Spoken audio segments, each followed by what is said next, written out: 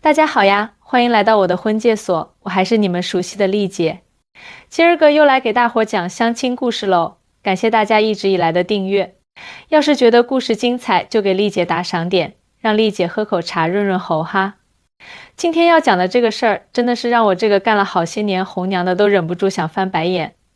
我在这婚介行业摸爬滚打这么多年，啥样的相亲场面没见过呀？可像这次这么尴尬的，还真是头一遭。这不，就前2天，我们在广州热热闹闹的办了一场相亲会。咱都知道，相亲会嘛，那就是给单身男女搭建个平台，让大家互相认识认识，说不定就能好事成双，成就一段美好姻缘。可谁能想到会出这么一档子事儿呢？参加这次活动的女方是小陈，今年35岁了。她在一家外企做行政主管，工作确实挺不错的，收入也还算可以。但要说自身条件嘛，身高158厘米，长相呢，说实话就是中等偏下，体重也有点超标，属于微胖型。平时我给他介绍对象，那都是根据他实际情况来考虑的。可这小陈啊，心气儿高得很呐，每次相亲之前都得跟我反复强调，丽姐，我要找个有房有车的，月收入至少得2万以上。我也不是没劝过他，我说妹子啊，你可得实事求是，找对象这事儿那是双向选择，不是你单方面提要求就行的呀。可他压根儿就听不进去，每次都敷衍我几句，还是坚持他那一套标准。那天相亲会上来了个条件还不错的男嘉宾小李，37岁，身高175厘米，是个 IT 工程师，在广州这地界 IT 行业收入也挺可观的。我一看觉得跟小陈挺合适，就先安排他俩见面。谁知道这小陈一见到小李，连个基本的寒暄都没有，张嘴就开始盘问，你在广州有房吗？车子是什么型号的？每个月收入多少呀？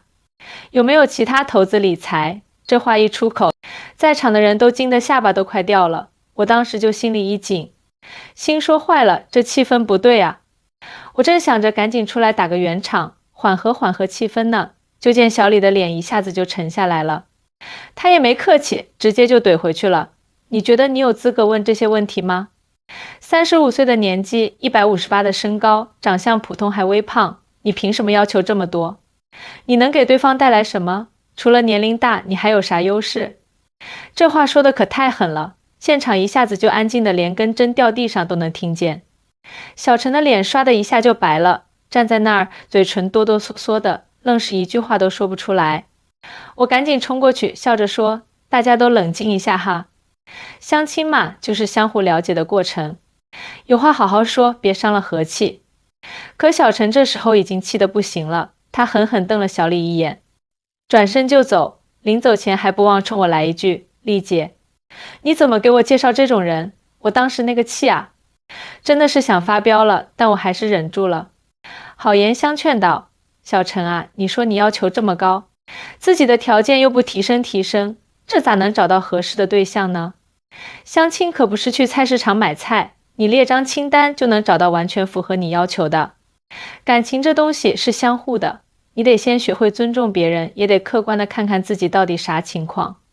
小陈走了之后，我心里就一直琢磨这事儿。我觉得很有必要跟大家分享一下我这些年当红娘的经验。现在好多人相亲，尤其是大龄群体，都容易犯一个毛病，就是要求高的离谱，却不愿意正视自己的实际情况。就说女性吧，到了一定年龄，确实会面临一些压力，像家里催婚啊，社会上一些无形的眼光啊，这些我都理解。但是呢，相亲最重要的是啥？是互相尊重啊。你可以有自己的择偶标准，这很正常，谁不想找个条件好的，以后日子能过得舒坦点？但你得注意态度啊，一见面就噼里啪啦打听人家的经济条件，这给人的第一印象得多差呀！就像你去交朋友，一上来就问人家挣多少钱，家里有多少财产，谁能乐意跟你聊下去啊？而且啊，我经常跟来相亲的人说，找对象还是得讲究个门当户对，这可不是啥歧视，这就是现实。就好比你想去买套大豪宅，那不得先看看自己钱包里有多少钱吗？你想找条件好的，自己也得有拿得出手的条件才行啊。说到这儿，我又想起另一个案例，也是一位35岁的女士，就叫她小周吧。小周第一次去相亲的时候，那态度就特别好。他一见到男嘉宾，先聊的是兴趣爱好，问问对方平时喜欢做些什么，喜欢看什么书，看什么电影，从这些方面慢慢了解对方的性格。人家根本就没一上来就问经济条件，而是等双方熟悉一点了，后面才慢慢谈到这方面。结果呢，两人聊得特别投机，最后很顺利就脱单了。所以说啊，相亲这事儿真的是要讲究方式方法的。你态度好，给人留下个好印象，就算这次没成，人家觉得你这人不错，说不定还会帮你介绍其他合适的对象呢。但要是像小陈这样，不但自己找不到对象，还把人都得罪了，以后谁还愿意跟你相亲呀？对不对？我还见过好多相亲的人，尤其是一些大龄单身男女，他们在相亲的时候，总是把自己的要求摆在第一位，却很少去思考自己能给对方带来什么。就比如说，有些女士要求男方有房有车，收入高，还得对自己百依百顺，可自己呢，既不注重提升自己的内在修养，也不注意外在形象。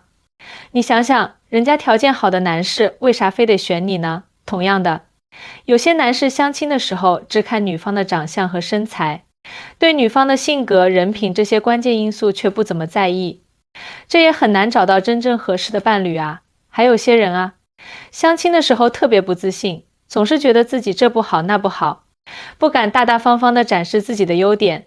其实每个人都有自己的闪光点，你得让对方看到啊。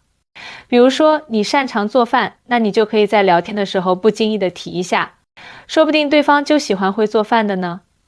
你喜欢运动，身体很健康，这也是个优点呀，也可以说出来。但要是你一直畏畏缩缩的，啥都不敢说，人家怎么了解你呢？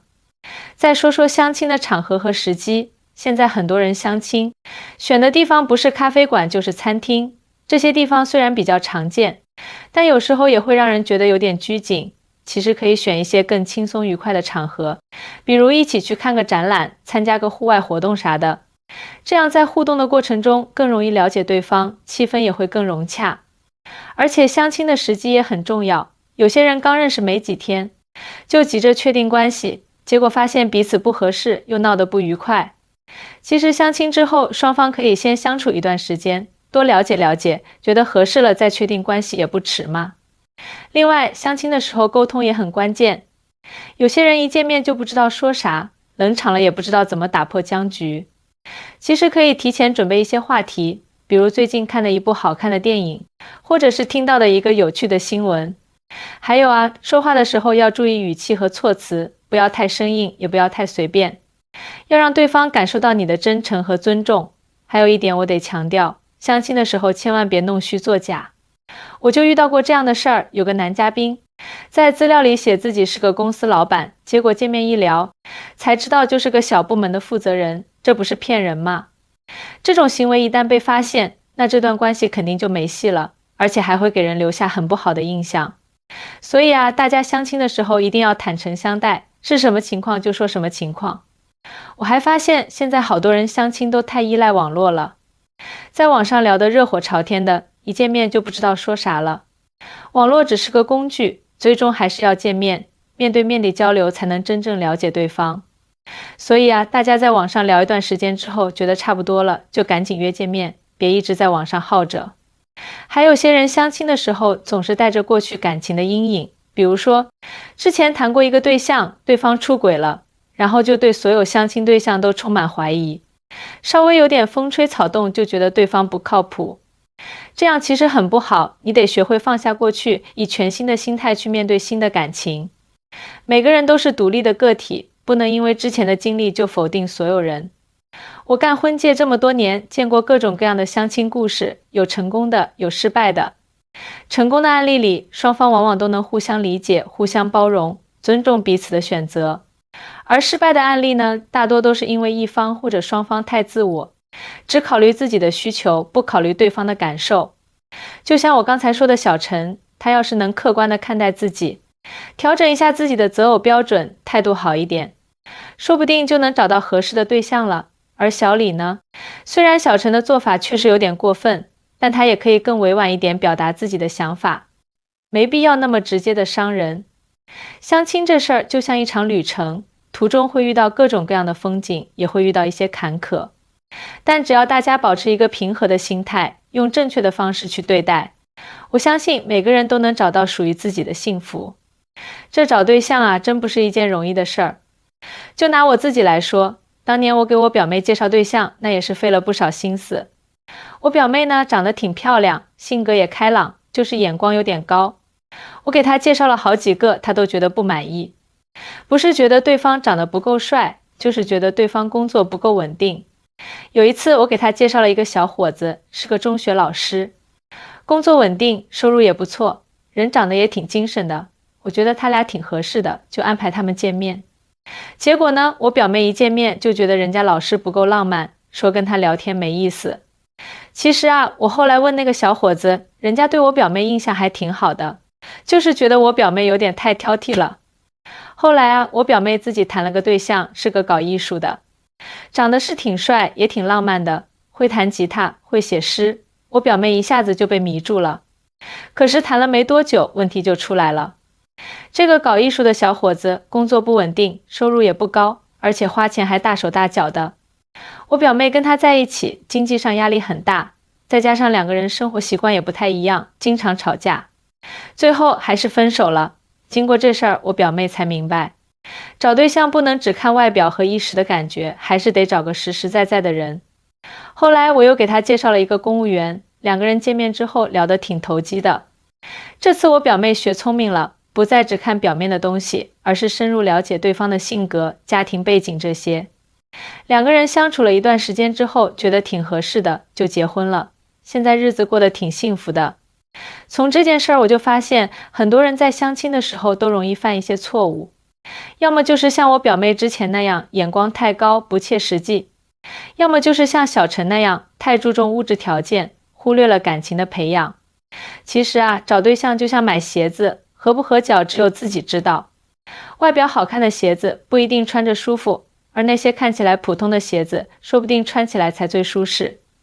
在相亲的过程中，大家还得注意一些细节，比如说见面的时候要注意自己的穿着打扮，不需要穿得多么华丽，但一定要干净整洁。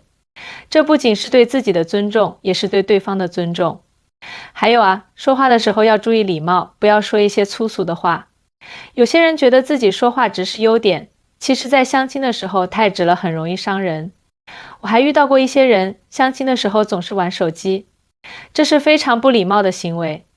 人家大老远来跟你见面，你却一直在玩手机，这会让对方觉得你根本不重视这次见面。所以啊，相亲的时候一定要把手机放一边，专心跟对方交流。还有些人相亲的时候喜欢抱怨，比如说抱怨工作不顺心，抱怨生活不如意。偶尔抱怨一下没关系，但如果一直抱怨，会让对方觉得你是个消极的人，跟你在一起不会有什么好的未来。所以啊，大家相亲的时候要尽量展现自己积极向上的一面。再说说相亲之后的后续发展，有些人相亲之后觉得对方还不错，就想马上确定关系。其实这是不太明智的。相亲之后，双方可以先保持联系，多了解了解对方，可以一起出去吃吃饭，看看电影，参加一些活动，在这个过程中，进一步了解对方的兴趣爱好、生活习惯、价值观这些。